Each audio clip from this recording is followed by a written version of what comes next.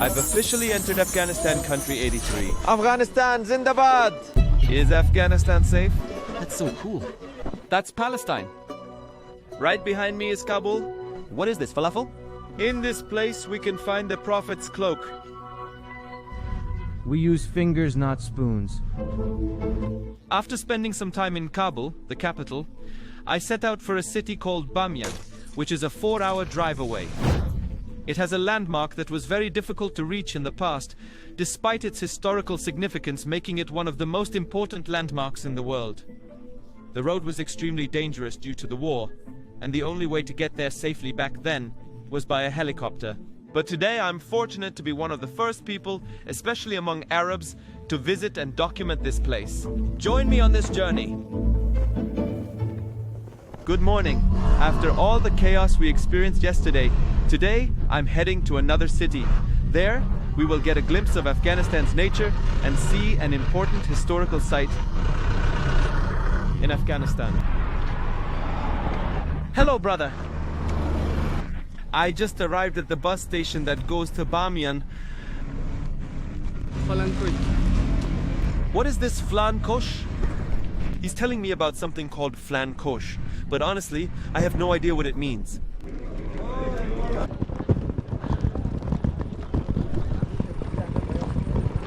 Bamiyan.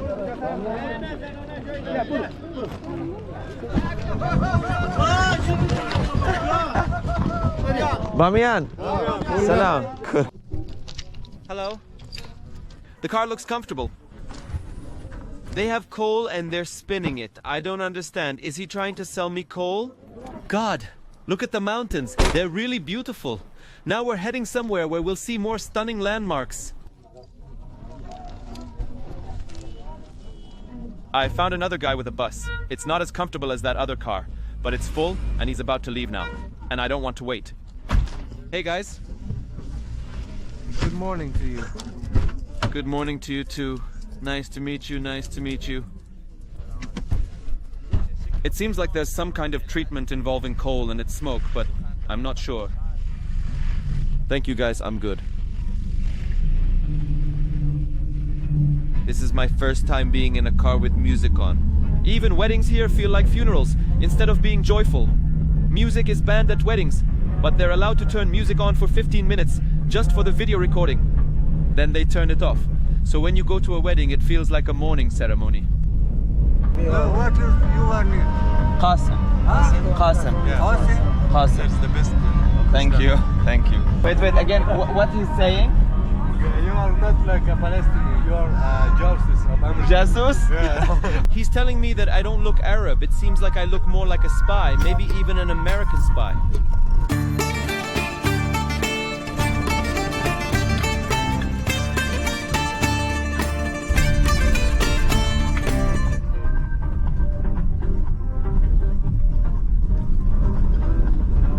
The amount of apples being sold on the roadside is unbelievable. They sell them in huge sacks. Each sack is about 7 to 10 kilos. Can you ask him how much he paid for it? Yes, I see him that he gave for that buy 15 Afghan. 15 Afghan. Those 7 to 10 kilos of apples cost 15 Afghanis, which is about 20 cents. Can you imagine that? 7 kilos of apples for only 20 cents. Just look at that, look at all the apples. All of these apples are for 15 Afghanis only.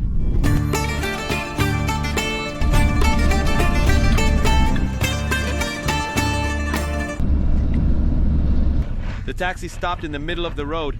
It looks like we're having a break. I found them getting off at a restaurant. They want to have lunch. Let's see what's for lunch. The first thing that arrives when you sit at an Afghan table is always green tea. And the food here can only be eaten with your hands. They didn't bring any utensils anyways.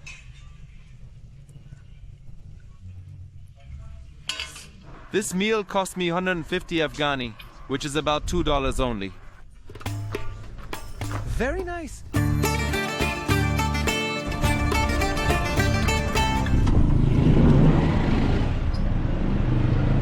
I arrived to Bamiyan and took a taxi to the hotel where I'll be staying.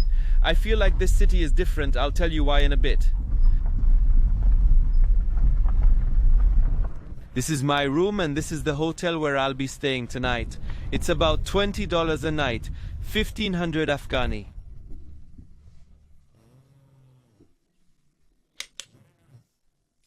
The purpose of our trip here today is to see this mountain and the statues that are curved on it, which are no longer there. And there were 3 large Buddha statues, a man, a woman, and a child. There they are. We can see them from here. But in 2001, Mullah Omar, the founder of the Taliban, ultimately made the decision to blow them up. The first reason was that they were idols, and the second reason was to send a message to the West that there's no joking around with us. So today, there are no Buddhas, just the place where the Buddhas were carved. It's now time between Asr and Maghrib prayers, so I'm going to visit. Let's see how the place looks up close. And of course, this area belongs to Shia. We'll talk about that shortly. As you can see here, there's a flag with the name of Abu al-Fadl al-Abbas written on it.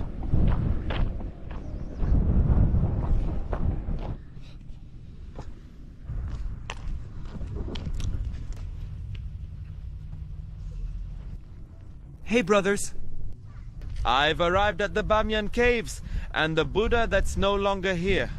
This place is 53 meters tall. It had the largest Buddha in the world. These are Buddha statues and the caves carved into the mountain.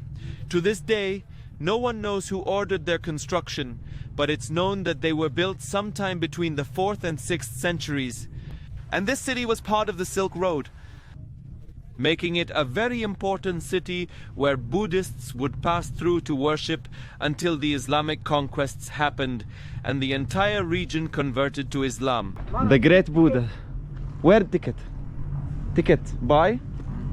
Where? تكيد أوردي بس No. كجوا مذي I buy. Money ticket where? غلغلة برو غلغلة Gulgula. لا إذا.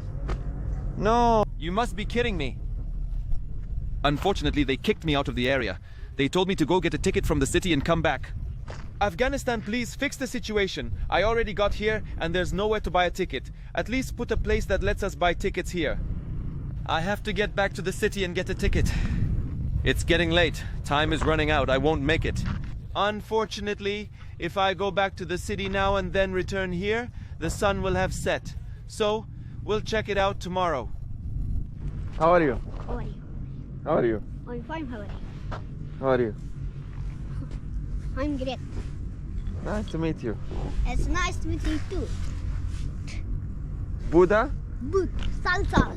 Salsal. Salsal. Salsal, shamama, bud bacha. He's telling me the names of the Buddhas here. There is Salsal, Shamama, and Bud bacha. Budbacha. Bud boy. Good boy. Bud boy. Good boy. Bud bacha. Yes. Bud bacha. Yes.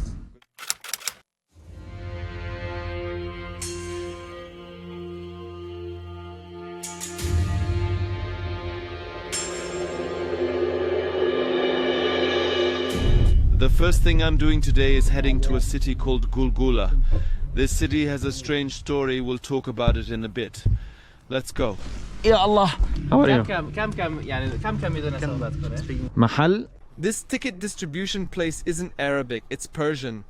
I'm out today with my friends. Man, what's your name? Abbas. Abbas ibn Firnas, my friend Javier, he's British. And Anna? Swiss, Singaporean, Malay, I forgot. Vietnamese and Japanese. So today, we'll be wandering around together a bit. And that behind us is the city of Gulgula. And just like every other place, the first thing we see is the Taliban flag with these words written on it: "There is no God but Allah. And Muhammad is the messenger of God. Afghanistan, Islamic Emirate." Shahri Gulgula. This ticket I bought to enter here costs 500 Afghanis, which is about $7. It's considered a bit expensive for ticket prices in Afghanistan. But it grants you access to many places. There are 8 places you can enter with this one ticket. It's generally cheap, but for Afghanistan, 500 Afghanis is a significant amount. In the year 1221, the most important event in this destroyed village behind us took place. That was the year Genghis Khan came upon them, and he was furious. He came seeking revenge because the people of this city killed Genghis Khan's grandson. So, in 1231, he came and killed everyone in the city and raped their women. Today, the name bears witness to that. Gulgula, the city of mourning, now in ruins. There's nothing left here. But honestly, they had a breathtaking view. Check out the mountains. It's now late autumn, and likely when the snow comes, this entire view will turn white.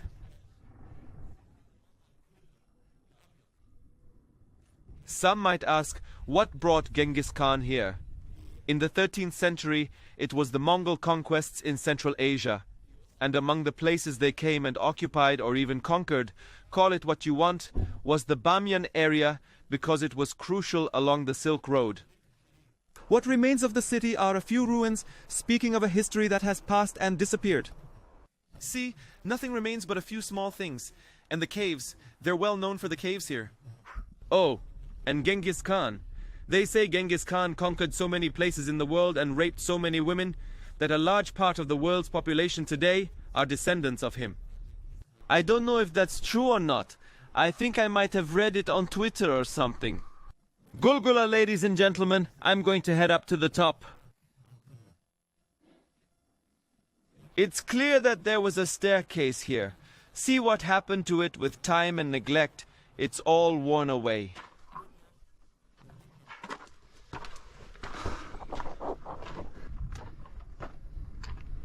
I swear, history is cruel.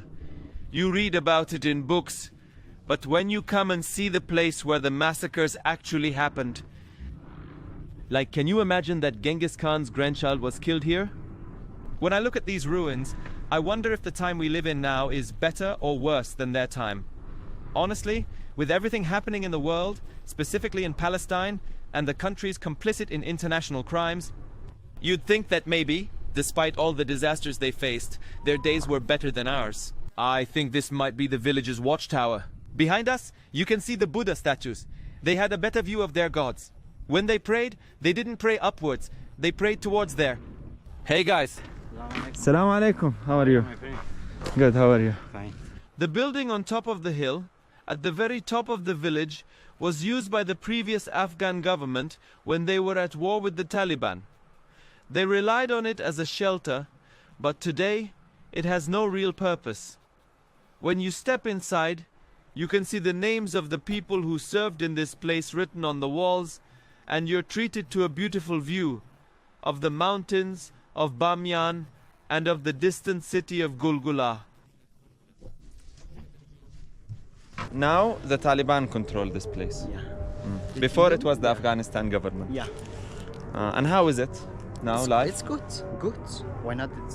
We are surviving their life here. Is it better than before? Before was better, and now not too much better. Before was better? Yeah. With the Afghan government? Yeah. Why? Because in this place we was there, we can do all things. We were able to go anywhere. We would take passports. And now it is a little bit difficult. But I mean with the music, with the girls covering, people are fine with this or they find it extreme? Well, not fine. It's not fine. No. They want more liberal. Yeah. You are a woman. Stop, stay out of this. I've now arrived at the smaller Buddha statue. It's 43 meters high, and the area in front of it is all farmland. This man is plowing the field the old-fashioned way. He's plowing potatoes. Tashakkur. Potato. Nice to meet you. Keep it up, uncle. Some people ski on snow, others ski behind oxen. Uncle, you seem to be enjoying yourself. Peace be upon you. Ah. Ah. The people lived on caves before, and nowadays that there's not anyone to live there, and In 2001, the Taliban destroyed both of them, Yeah. and we are so sad about it. Like, they destroyed these places, and Yeah. if it were, there's two booths, and the many visitors will come, and now some visitors It's come. very sad, yeah. We've now reached the mid-sized statue, which stands at about 38 meters tall. This statue, referred to as the Shamama Buddha, was considered the mother. The big statue was the father, known as Salsal. The caves in the mountain around us were inhabited by locals during the 6th and 7th centuries. But after that, wars broke out, Genghis Khan arrived, and history took its course, leading to the abandonment of the area. Now, I'm heading up to see how it looks up close.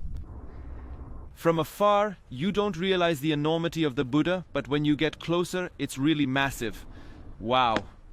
About 10 years ago, the Chinese came and decided to rebuild the statue, and here we see the beginning of it. But when the Taliban government took over again, they stopped them from continuing the construction. So currently, we only have the legs of Buddha. About 4 months ago, you could enter from here and go up to where Buddha's eyes were.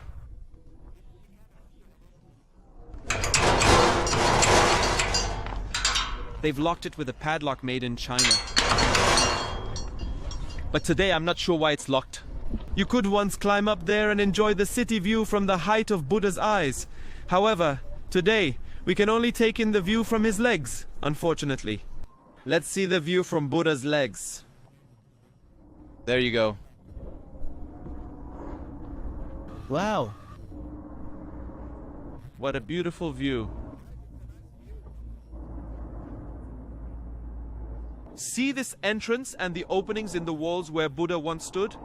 This was the path that allowed visitors to climb up and enjoy the stunning view from above. Unfortunately, it's currently closed. Let's go to the caves.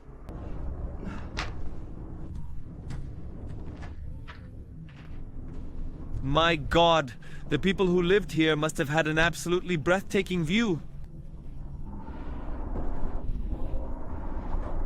Oh my God, the view is incredible, and so are the carvings in the rock. I wish I knew the deeper meaning behind these carvings, but unfortunately, very little information about these caves has survived to the present day. Do you see this here? Look, I believe this structure is called a stupa, a type of Buddhist temple that holds significant spiritual and historical value. This city truly fascinates me. Are you a spy? I don't know what to say. What should I answer to that question? Maybe you're a spy. Honestly, the people of this region are lucky with what they have from nature and history. You can't ever be bored of this view. God, how the white mountains and the bright green trees beneath them shine with sunlight. Bamiyan, my friends. Let's see how much this bag of apples costs. How much? This bag costs 130 Afghanis. And this one costs 120. So we're talking about just under $2, around $150. Whereas on the road from Kabul, they were selling it on the street, but they were selling it for 15 Afghanis. Hello! Hello, little one. Hello? We came to a restaurant to have lunch. Usually there's an open area for everyone. Right here, it's for men only. Women aren't allowed to sit here, and because there's a girl with us, so we have to sit in a private family room. It's all because of you. We are sitting here. Thank you. First they served us this drink made from yogurt, similar to jamid, but the ingredient used here is called krut, which we saw in Kyrgyzstan.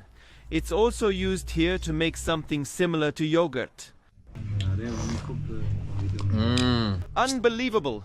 No matter how much I've eaten, I still enjoy it here. The meat, I don't know exactly what they do to it, but it's amazing. I ordered just one skewer to try it out. I really don't know what's the secret. But they prepare it differently from any other place I've tried it around the world. Amazing! خیلی خوب.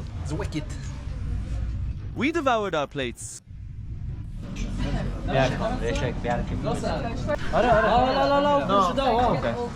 It's okay, it's on me this time. No, it's on me. No. Ich habe so viel Hospitalität gesehen in Afghanistan. Jetzt? It's on me, buddy. My turn to treat you guys. How do I tell him that? Wow, the bazaar. Look at the Bamiyan bazaar. Honestly, it's a sight by itself, so appealing. Look, here you have turnips, zucchini and cauliflower. Here you have bananas. This is the restaurant we ate at. If you come here, it's honestly excellent. All the food we ate, how many were we? 7 to 8 people. And it all cost 900 Afghani, which is about $11. That's crazy. The meat, chicken and drinks were delicious. One small note, the people of this city are of the Hazara Shiite ethnicity. They were fighters against the Taliban when the Afghan government was still in power. They were fighting the Taliban. But today, there are no problems between them. They made peace and everyone is content with the current situation. Salam. Alaikum salam. Oh, Krut? Urut. This is Krut, folks. The Jordanian jamid, for those who know it, used to make mansaf. They sell it here and eat it like candy, just like in Kyrgyzstan, in all shapes and forms. Are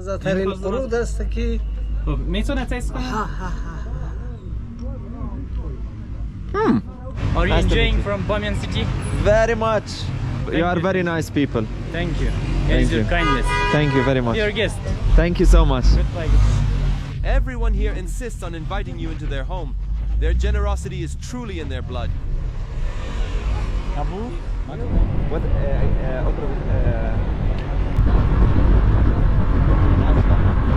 Suddenly, I felt like I was in Wadi Rum Valley. Look at the mountains.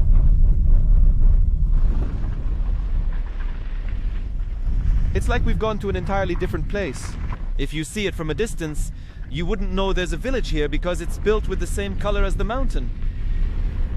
Look at these ladies. It seems like they're out enjoying a lovely outing together.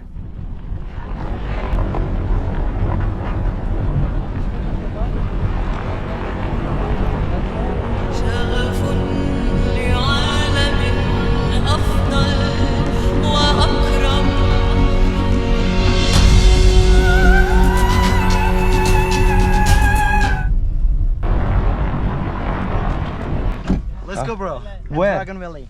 What? In Dragon Valley. This is Dragon Valley? Valley, yeah. What happened here? It cut it by Ali alayhi salam. It was the biggest dragon here in Afghanistan. The story here is that there was a huge dragon that used to come and kill the villagers. Every time they sent a warrior, the warrior was killed. Then Imam Ali, peace be upon him, passed by this area, and they asked him, "Oh Imam Ali, please, please, please save us from this dragon." He assured them, because they know about the power of Imam Ali, and Imam Ali came here and killed this dragon with their swords. He raised his sword, struck the dragon and split it in two, even splitting the mountain open. Of course, this is not just any mountain. They say that this is the dragon split in two by the dragon's blow. Abbas will now show us proof that what we're walking on is the dragon bones, not mountains. Let's see. Okay, after that, Imam Ali alayhi salam killed this, and after that, he prayed Allah here. They built a shrine here, the place where he prayed for God after he slayed the dragon. This is the shrine. You can see, it is not stone. Like, look, it is like bone. Okay. It is not stone. Stone is not like this. And we can say that it is bone, not stone. And the story goes that after the dragon died, its eyes started to tear up, and those tears continue to flow to this day. No one knows where this spring comes from. Honestly, I don't understand. We're on top of a mountain, so where does this water come from? I'm really not sure. There's a spring here with salty water. شو؟ It's salty. I mean, it's not that salty. So apparently, this is the eye of the dragon that cried after it got struck by Imam Ali. The people of this area are of the Hazara Shiite ethnicity. So we hear a lot of stories about Imam Ali, peace be upon him, in this region. One of these stories is about the dragon. God knows what scientific phenomenon causes water to come from the top of a mountain in such an unexpected place. What brought the water up here? But this is what we have in front of us today. There's one last place I want to visit today before it gets dark. It's a bit far, so let's head out because I'm running late. The valley itself and the colors around us are very beautiful. Even if we look at the village down there, its color blends harmoniously with the brown mountains.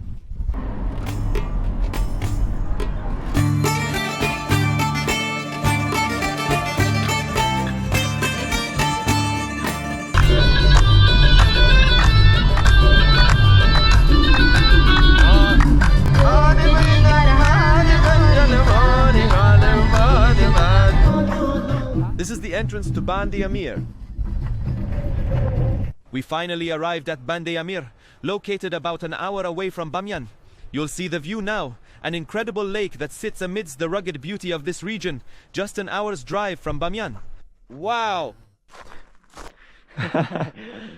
Oof. A cow, 2 cows. Could you have imagined seeing this scene in Afghanistan?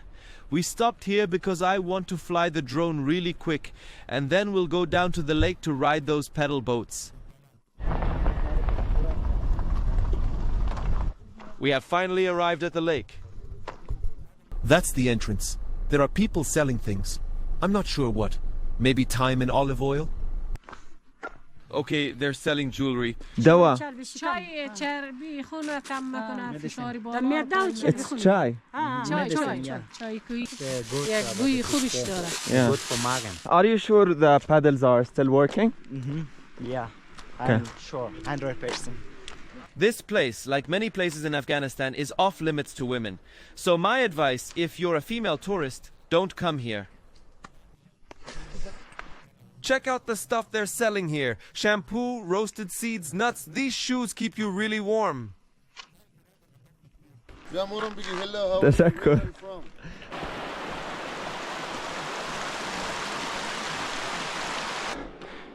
Oh my God! It's the time after sunset. The lake's color isn't visible. So. Hi, brother. After all our efforts to get here on time, the sun has set and they closed, so we have these pedal boats. During the day they're open, but now they're closed. Thank God. Palestine. Palestine. Mujahid. Very nice. He registered his name to go fight in Gaza. Oh my God, look how deep it is. I'm not sure if you can see it. The water is clear, wow, unusually so. This lake is known for its bright, stunning blue color, but because we came after sunset, unfortunately, the color isn't as beautiful as it could be.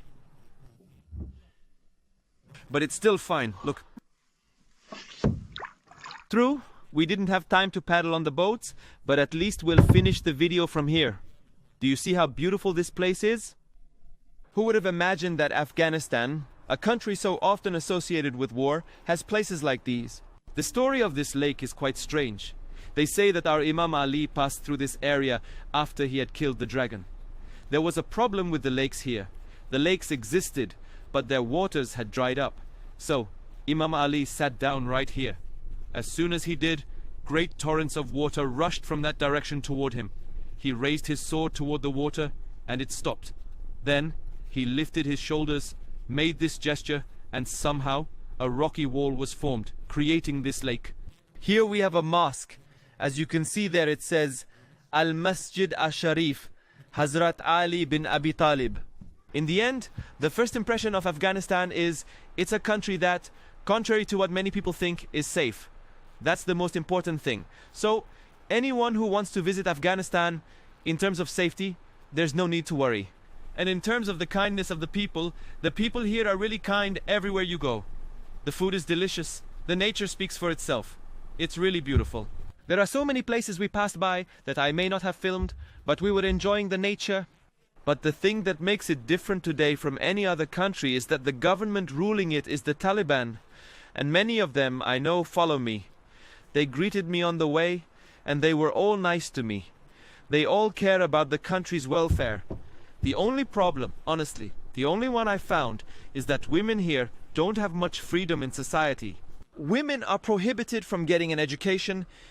Even parks, like the place we're in now, girls aren't allowed to enter. In addition, they told me that in the future, they plan to open schools for girls, but they'll be separated.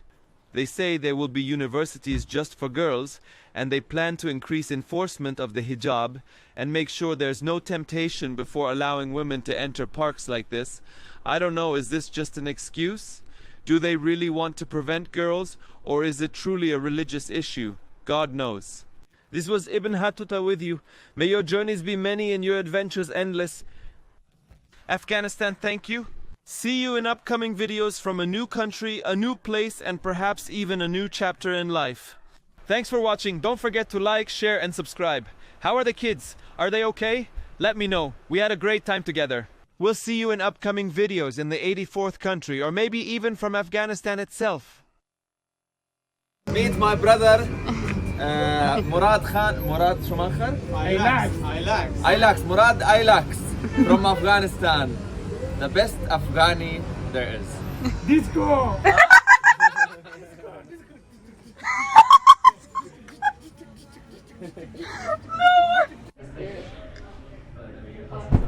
Hello. Oh, yeah, she does care.